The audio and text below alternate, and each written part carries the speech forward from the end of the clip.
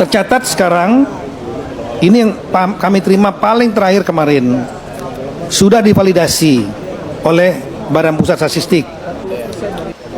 Jumlahnya yang rumah rusak ringan itu untuk seluruh 3 provinsi ini 35.208 yang berhak nanti mendapatkan 15 juta rupiah dari BNPB.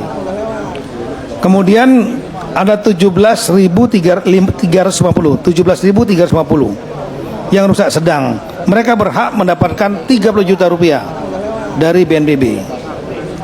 Kemudian yang rusak berat ada 24.443.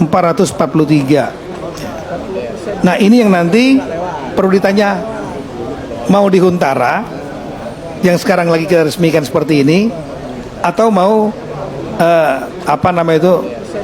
DTH, dana tunggu hunian, yang akan dibayarkan juga oleh BNPB dana tunggu huniannya.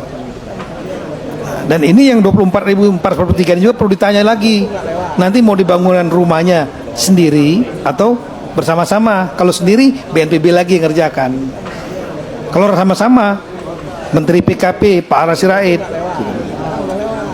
Kemudian ada rumah yang tadi berat, rumah hilang ada 1.750 hilang terbawa arus atau longsor. Nah, ini juga sama perlakuannya dengan rusak berat. Tapi ada beberapa daerah ya, itu mengirimkan data gelondongan jumlah kerusakan rumah warga, nggak disebut ringan sedang beratnya, itu sekian, itu 5.852. Ini yang perlu diulangin lagi.